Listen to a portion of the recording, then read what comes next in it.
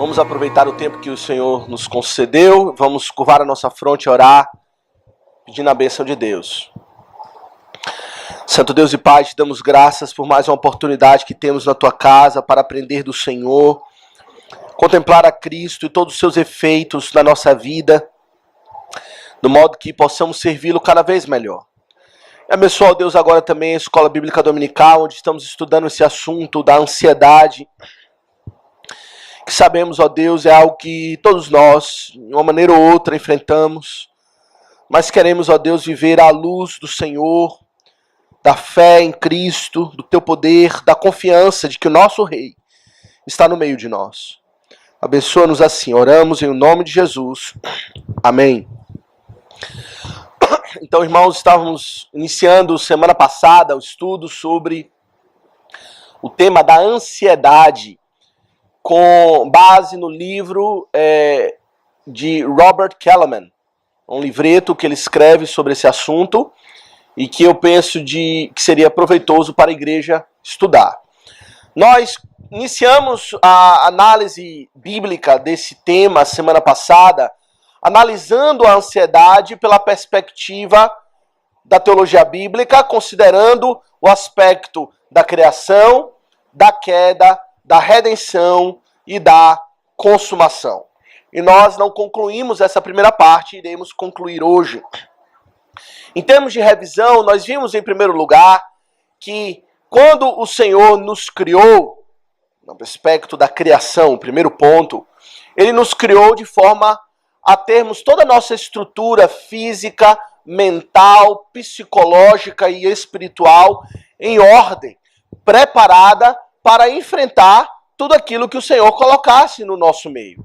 Nós vimos em especial aquela palavra que o Senhor deu para Adão, quando colocou no jardim para o cultivar e o guardar. Aquela palavra traz a ideia de que Adão teria então a incumbência de ser um sentinela ou um vigilante, alguém que deveria supervisionar o jardim que foi lhe entregue para ser cuidado e até mesmo enfrentar alguma ameaça que pudesse surgir, como surgiu no caso da serpente que entrou e tentou toda a família.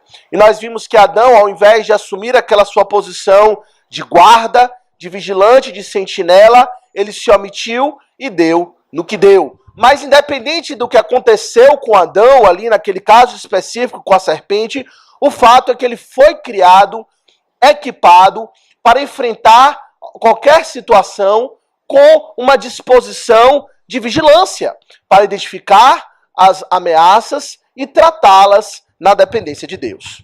Porém, meus irmãos, nós vimos Adão caiu, ele pecou contra Deus, e aquilo que antes ele experimentava de forma ordenada, aquela posição, aquela incumbência de ser sentinela, de ser um guarda de tudo aquilo que o Senhor lhe confiou, agora foi distorcido, ou melhor, foi desordenado.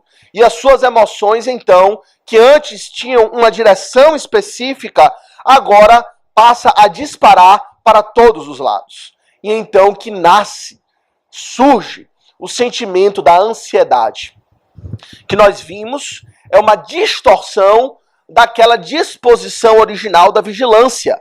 A vigilância lida com ameaças, com dificuldades, da forma como Deus espera que deve ser lidada, de forma realista, de forma com reconhecendo a nossa dependência em Deus e até mesmo com coragem.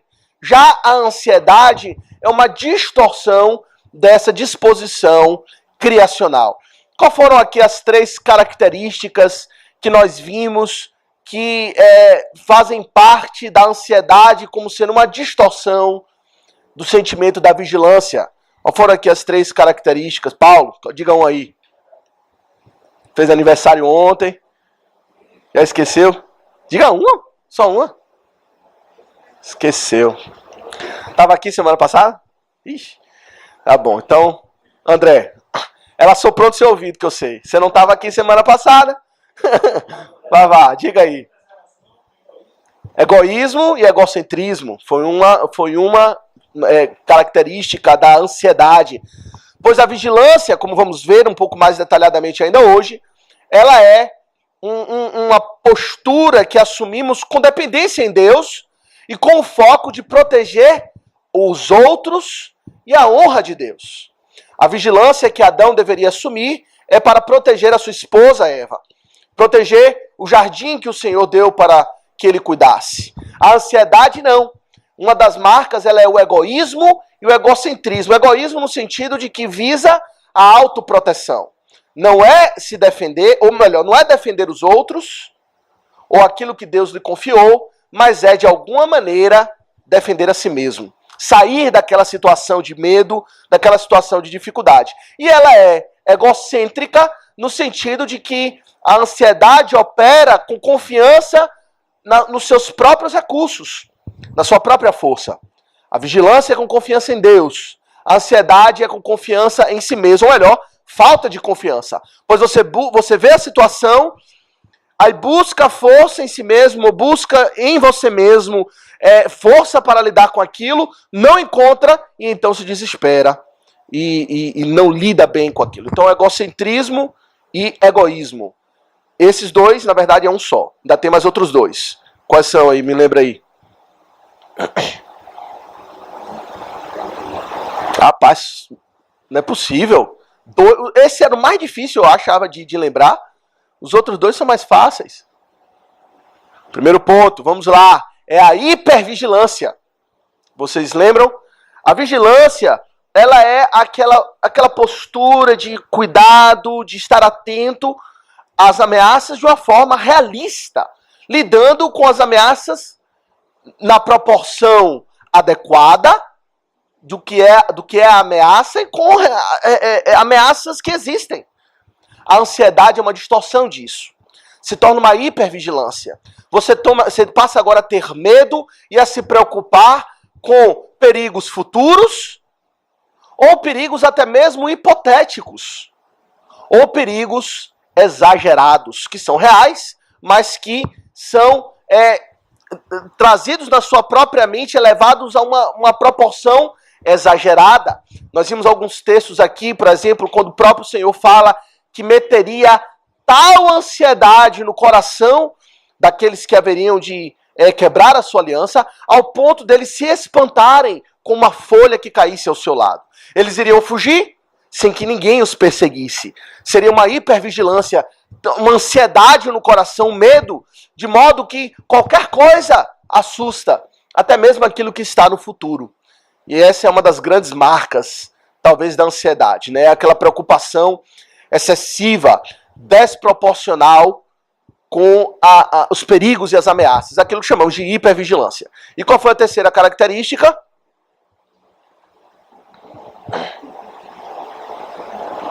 Primeiro foi a hipervigilância, segundo, egoísmo, egocentrismo, e a terceira característica vou dar uma dica, a forma como a ansiedade lida com a situação. Vou falar. Fuga e pânico. Kleber respondeu.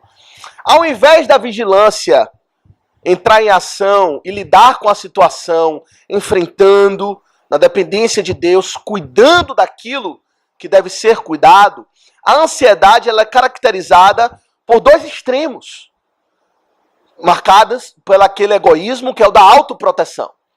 O primeiro é o da fuga, é evitar o problema.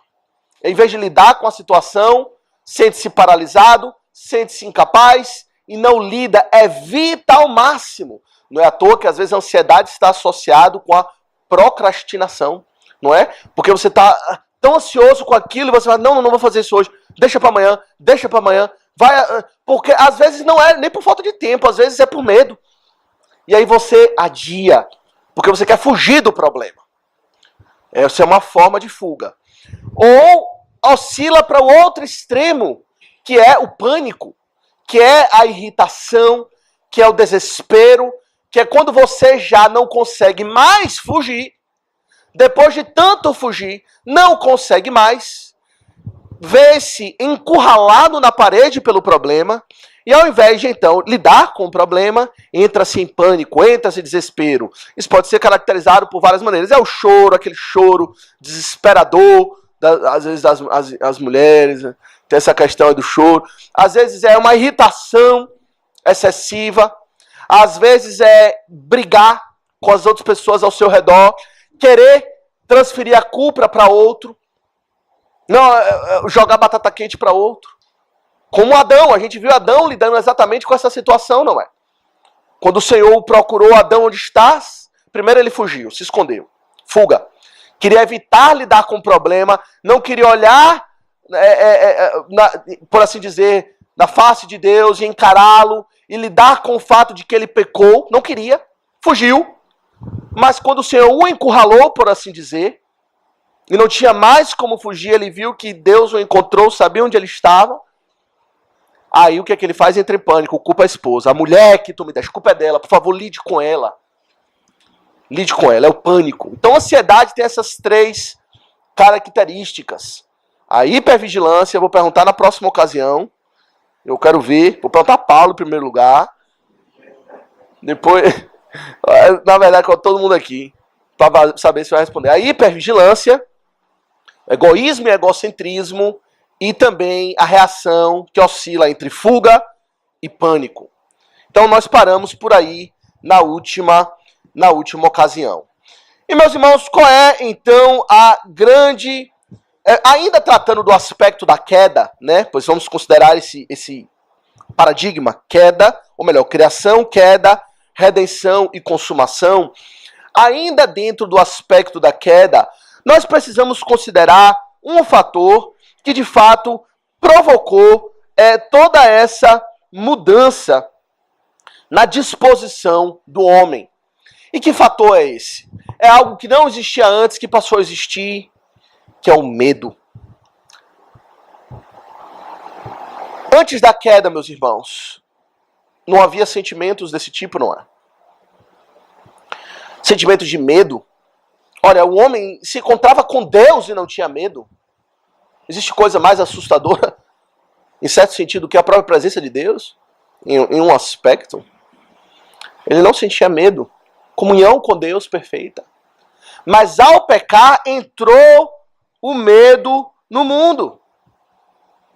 Por isso que quando o Senhor procura Adão, Adão, onde estás? A primeira coisa que ele fala, ouvi a tua voz, tive medo e me escondi. Senti medo. Aqui está um sentimento que, pela nossa situação de criação, não fomos criados para lidar com ele. Ameaças. Tudo era perfeito, vivíamos em perfeita harmonia. Nem os animais provocavam medo. Nós vimos isso na reunião de oração, que depois, não foi imediato isso, foi só depois do dilúvio em Noé, que o Senhor infundiu pavor e medo nos animais com respeito a nós. E nós também com respeito aos animais. Então, antes da criação, você podia fazer um carinho no leão, botar no colo um urso, sem problema. Mas depois entrou o medo. E o medo, então, é o que dá, é o estopim da ansiedade. É o que, de fato, faz borbulhar dentro de nós todo esse sentimento de pavor que nos deixa, por um lado, paralisados, por outro lado, desesperados. E não lidamos com ele. De modo, meus irmãos, que há uma polarização aqui entre a vigilância e a ansiedade. Por um lado, na vigilância, o Senhor nos diz, seja vigilante, seja alerta, mantenha o seu lugar e, tendo feito tudo o que estava ao seu alcance, permaneça firme. Essa é a postura da vigilância. Mas a ansiedade diz, e se eu não conseguir lidar com isso? E se for algo difícil demais, grande demais para as minhas capacidades? Eu tenho que correr, eu tenho que lutar, eu tenho que me proteger. É claro que não dizemos isso literalmente, mas será que nós não nos sentimos assim muitas vezes? Diante de uma situação que nos parece grande demais, eu tenho que lidar com isso de alguma maneira, ou fugir, ou estar só, ou me proteger, porque ninguém vai ser por mim, eu tenho que ser por mim. E aí você passa a atacar aqueles que você deveria proteger. Tudo isso, meus irmãos, brota do fator chamado medo. O medo, meus irmãos, que é uma realidade nessa nossa condição de pecado, dessa condição de maldição, é inerente da nossa experiência de agora, dessa vida natural. Mas a ansiedade é pegar o medo e levar ao desespero e à fuga. O medo vai existir sempre. Afinal de contas, o Senhor colocou: pavor e medo virão de vós todos os animais. O medo vai existir. Importa é como vamos lidar. A ansiedade diz: apareceu medo, corra, fuja, se proteja. Se necessário for, agrida aos outros, ataque os outros, pois você está em modo de sobrevivência, modo de pânico. Defenda-se de alguma maneira. A vigilância tem um efeito contrário. A vigilância, biblicamente, como definimos, aquela postura de sentinela, de guarda e vigia, quando surge o medo, e o medo vai surgir, ao invés de nos conduzir como a ansiedade conduz, nos conduz para Deus. Nos voltamos para Deus, para buscá-lo, para lidar com a situação em dependência de Deus. E é essa a diferença que a redenção faz. Criação, não havia medo, não havia ameaças que de fato provocaria no homem esse sentimento, embora surgiu a serpente ali. Na queda, o medo entrou com toda a força no mundo, e o homem, portanto, não mais lidava com o medo, com seu posto de vigilância, mas com ansiedade, desespero e fuga. Mas vem então a redenção, que transforma essa realidade novamente. Mas antes de considerar a redenção, deixa eu lhe perguntar, uma pergunta retórica. Quando surge o medo, qual é a sua resposta típica em situações difíceis? Fuga, pânico ou confiança em Deus? Fuga, pânico ou aquela confiança vigilante que lhe permite enfrentar as situações da vida? Qual é a sua reação típica diante de situações adversas na vida? Essa é uma pergunta que devemos refletir e meditar sobre ela. Porém, meus irmãos, o terceiro aspecto que queremos considerar nesse estudo de teologia bíblica sobre a questão da ansiedade é o aspecto da redenção. E a redenção, meus irmãos, nós temos aqui os sentimentos novamente reordenados, ou pelo menos caminhando para essa direção. Se na queda, sem Deus, o homem vê-se desamparado, enfraquecido para lidar com as situações da vida, quando somos redimidos por Cristo, nós temos agora a confiança de que Deus é por nós, de que Deus está do nosso lado. E as ameaças vão continuar a surgir. As dificuldades ainda existem, pois estamos nessa condição. Estamos agora peregrinando no deserto, debaixo do sol escaldante, do frio da noite, da escassez de água, de pão, das ameaças que surgem das nações inimigas. As dificuldades existem. É preciso, não precisa nem provar isso, né? A vida é assim. Dificuldade, uma atrás da outra. E quando a gente pensa, essa aqui está se resolvendo, surge outra. Ah, finalmente estou livre dessa dificuldade. Não se preocupe, que Deus vai mandar mais uma. A vida é assim. Difícil. E às vezes acumula. Às vezes ele não espera acabar uma para mandar outra. Manda dificuldades uma atrás da outra. Mas nós temos agora uma outra perspectiva. Não estamos sós em momento algum. Deus é conosco. Em todo tempo.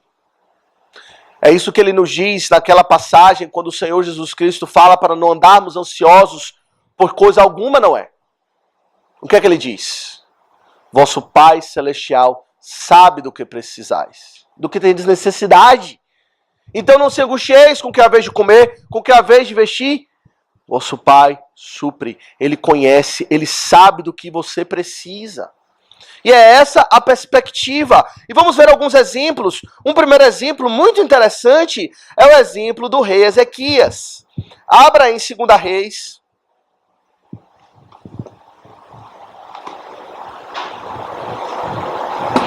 No capítulo 18 e 19.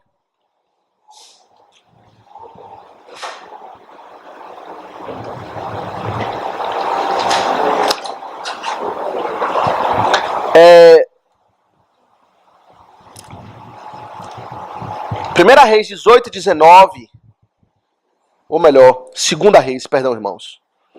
Segunda Reis 18 e 19, nós temos a história do rei Ezequias, que era um homem piedoso, um daqueles poucos reis que de fato temiam a Deus, fiel ao Senhor.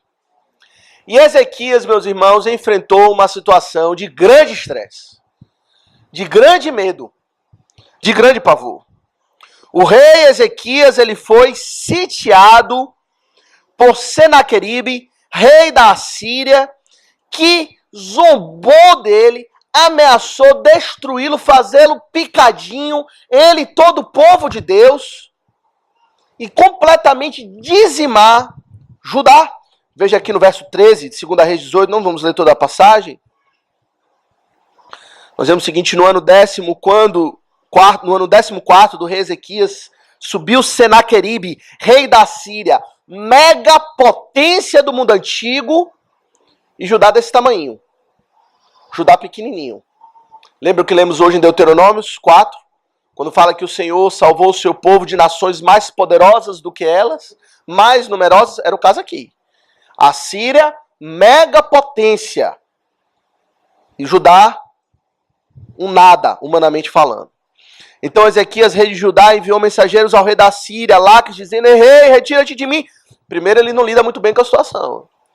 Qual foi o caso aqui? Só dizer o erro que ele fala. Ele parou de pagar o imposto que ele deveria dar ao rei da Síria, ok? A Síria tinha subjugado, decretou o imposto, ele: não vou dar não. Aí vem a Síria com tudo, para cima deles. Aí ele: errei. Talvez aqui não foi nem a melhor decisão, mas ele a princípio ele vai dizer: rei, retira-te de mim. Tudo que me impuseres suportarei. Verso 14, metade aí.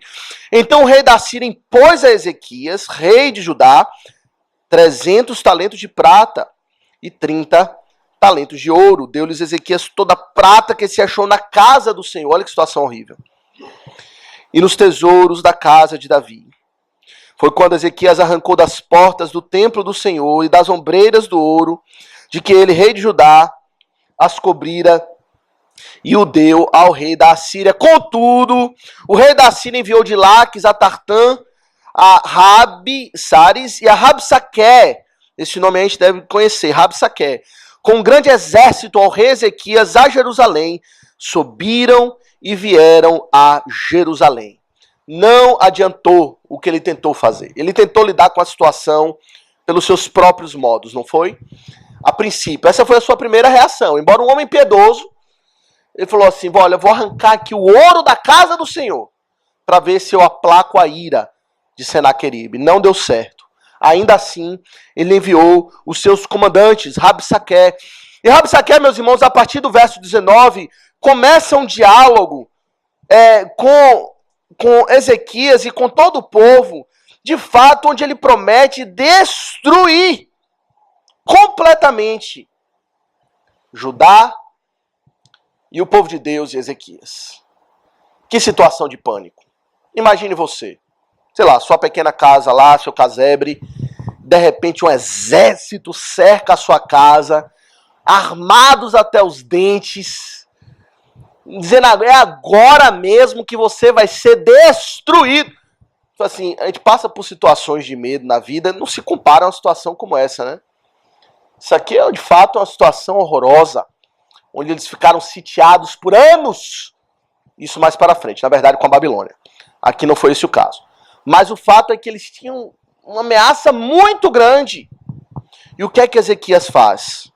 Lê depois a ameaça de Rabsaqué aqui no resto do capítulo 18, mas veja o que é que Ezequias faz. Ezequias busca Deus. Aí sim ele lida com a situação não com fuga, ele não fugiu do problema, ele tentou no primeiro momento fugir, né, aplacando a ira de Senaqueribe. Não com pânico, mas ele busca Deus, ele busca o profeta Isaías, se humilhando, com pano de saco e cinza, ele entra na casa do Senhor. E ele busca Isaías dá a direção a ele, e mesmo assim, o que é que ele recebe a partir do verso 8? Uma carta do rei da Síria, aumentando ainda mais as ameaças. Veja aqui no verso 10 do capítulo 19. Assim falareis a Ezequias, rei de Judá, não te engane o teu Deus. Isaías tinha dado uma palavra a ele, e Senaqueribe diz, não te engane o teu Deus. Não confie na palavra de Deus. Parece a palavra de quem aqui? Serpente, né? Para Eva. Ele disse, não te engane o teu Deus em quem confias, dizendo, Jerusalém não será entregue nas mãos do rei da Síria. Já tens ouvido o que fizeram os reis da Síria e todas as terras, como as destruíram totalmente, e crês tu que te livrarias? Porventura os deuses das nações livraram os povos que meus pais destruíram, Gozã, Arã, Rezefe e os filhos de Éden, que estavam em Telassar? Onde está o rei de Amate, o rei de Arpade, e o rei da cidade de Sefarvaim, de Ena e de Iva? Aqui está a carta que ele recebeu. Você recebe uma carta dessa, o que é que você faz? Senta e chora, não é? É assim que a gente faz, senta e chora. Mas o que é que ele fez? Ezequias pegou essa carta e trouxe para a presença de Deus, a partir do verso 14. Tendo Ezequias recebido a carta nas mãos dos mensageiros, leu-a, então subiu à casa do Senhor, estendeu-a perante o Senhor e orou perante o Senhor, dizendo, ó Senhor, Deus de Israel, que estás entronizado acima dos querubins, tu somente és o Deus de todos os reinos da terra, tu fizeste os céus e a terra. E aí ele continua a sua oração, ele pega aquela carta, ele estende na presença de Deus e ele apresenta a Deus. E ele, a primeira coisa que ele faz, ele adora a Deus. Tu és o Deus, o único Deus dos céus. Os outros deuses que nos defenderam as suas nações são falsos deuses, mas eu confio no verdadeiro Deus. E ele apresenta a carta. E nós conhecemos a história. O Senhor de fato o livrou. Meteu ansiedade no coração de quem? Rabsaque e Senaqueribe. É interessante olhar esse aspecto da ansiedade. Se os irmãos lembram da história, a resposta que ele recebe aqui é o seguinte: eu vou meter no coração deles um rumor de que tem guerra lá na terra dele e ele vai voltar. E foi exatamente assim que aconteceu. A ansiedade que poderia estar no coração de Ezequias, que no primeiro momento talvez ele até tenha sentido um pouco, mas depois ele lidou com fé e confiança em Deus, Deus arrancou e botou no coração do outro, do inimigo, o rumor de uma outra guerra. Mais importante, que ele teve que abandonar Judá e voltar para lá. E ao voltar, ele foi simplesmente morto. O rei da Síria. Veja como como Ezequias aqui mostra para nós como aqueles que foram redimidos, que confiam no Senhor, lidam com as ameaças, com as dificuldades, com confiança em Deus. E que exemplo maior nós não temos, senão o próprio Senhor Jesus Cristo. Até na passagem que lemos hoje em Mateus 26. Cristo também, meus irmãos, enfrentou pavor. Enfrentou aquilo que o fez colocar de joelhos, rosto em terra, que o quebrantou de tal modo a suar gotas de sangue, de angústia no seu coração. Palavras dele.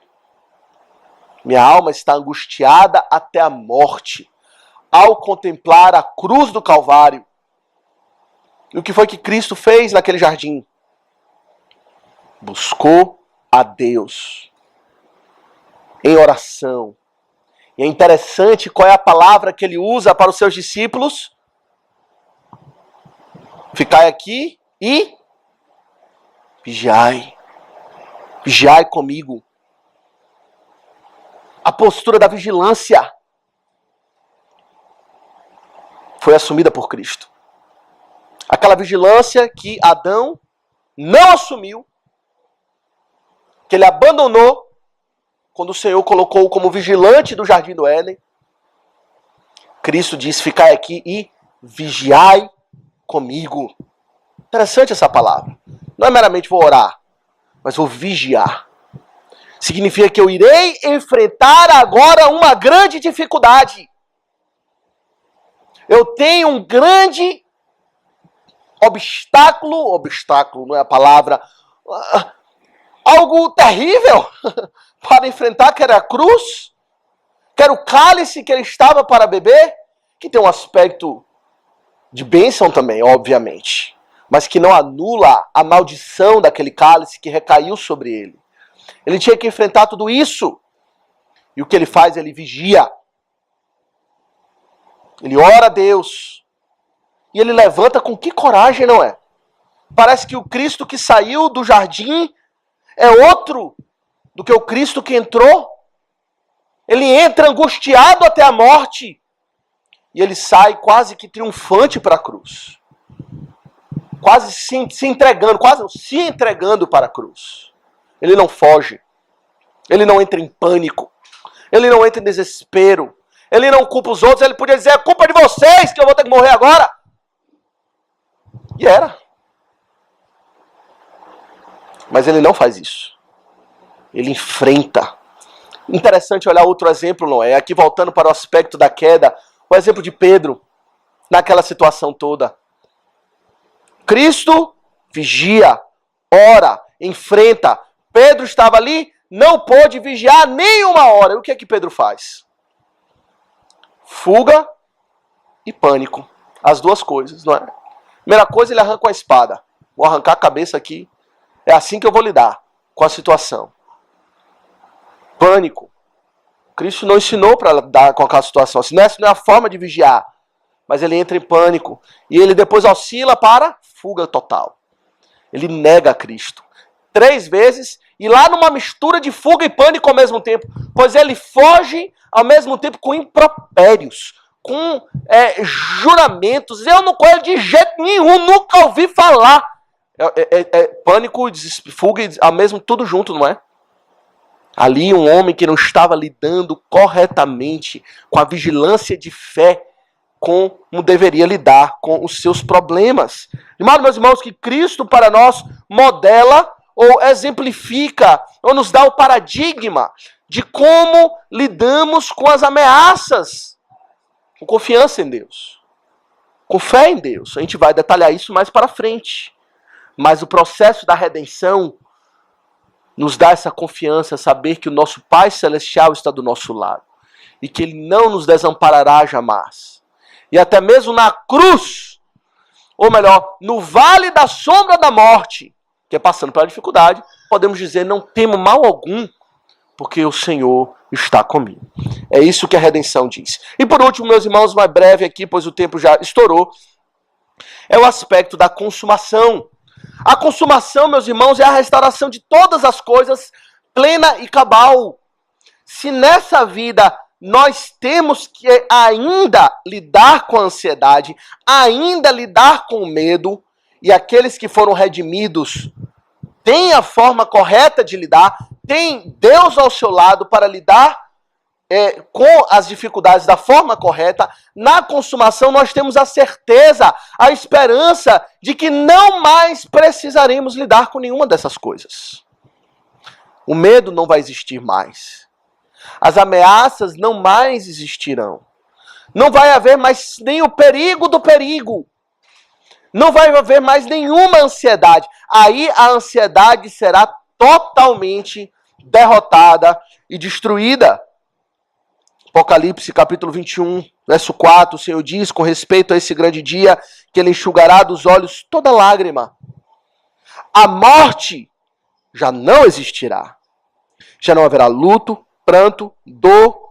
As primeiras coisas já passaram. Porque as primeiras coisas já passaram. E agora experimentamos a consumação, novos céus e nova terra. Onde não é mais como era no Éden. É melhor do que era no Éden. pois teremos a presença de Cristo sempre conosco. No Éden, Adão estava debaixo de um pacto de lei, de obras, que em certo sentido dependia da sua performance, da sua forma de obedecer à lei. Nos céus continuará sendo o pacto da graça, e Cristo é que vai manter a aliança. Cristo é que estará conosco como rei no nosso meio, plenamente nos defendendo, e não haverá mais nenhuma preocupação. E isso já está chegando. Já. Esse dia chegará. Está perto. Ele se aproxima. Não é assim que diz Sofonias? Com respeito ao dia do Senhor? Está perto. Eis que venho sem demora, diz o Senhor Jesus Cristo. Então já vai ter que... Não vai precisar mais lidar com isso. Embora nós não ainda obtivemos a perfeita vitória contra o medo e a ansiedade, o fato de sabermos que essa realidade um dia chegará e que está mais perto do que longe, nos dá força, não é? Afinal de contas, não precisaremos lidar com isso eternamente. É um problema passageiro, temporário. Faz parte daquele leve, momentânea tribulação que o apóstolo Paulo fala, que é sem comparação com o eterno peso de glória. É leve e momentâneo. De fato, nós fomos redimidos. Mas ainda assim é difícil, não é? Mesmo para os redimidos. Ainda lidamos com as dificuldades. Ainda precisamos enfrentar o medo. E por vezes, abandonamos o posto da vigilância e caímos no desespero, na fuga. E lidamos de forma incrédula com os problemas. Mas já está passando, irmãos. Já está passando. E isso nos deve dar forças. O Bob Kellerman, ele faz a seguinte pergunta: como saber o final da história influencia o modo como você vive hoje, durante o desenvolvimento dessa história? Saber da vitória de Cristo sobre todas as coisas, inclusive sobre a ansiedade, deve nos dar força hoje. Dá para você? Você confia nisso? Você vive pela fé, na expectativa da vinda de Cristo, do seu retorno e da manifestação da sua completa vitória? De modo, meus irmãos, que quando olhamos a ansiedade pela perspectiva da criação de Deus, da queda, da redenção e da consumação, nós temos uma perspectiva muito privilegiada para lidar com os nossos problemas. Os ímpios não têm. Os ímpios inventam estratégias para lidar com as suas dificuldades. Muitas delas, efeito placebo. Muitas delas, pode até dar algum alívio temporário ali, mas que não vai fugir do quê? Do efeito oposto. Se o fim da história para nós é a consumação de todas as coisas, é a vitória, paz perfeita, para aqueles que nessa vida se anestesiam, às vezes com drogas, às vezes com os prazeres, às vezes com a fuga, às vezes com o pânico, às vezes com o suicídio. Aqueles que lidam com essas dificuldades dessa maneira, maneiras carnais, de incredulidade, ao final não terão a consumação da vitória, mas terão o agravamento dos seus problemas no inferno.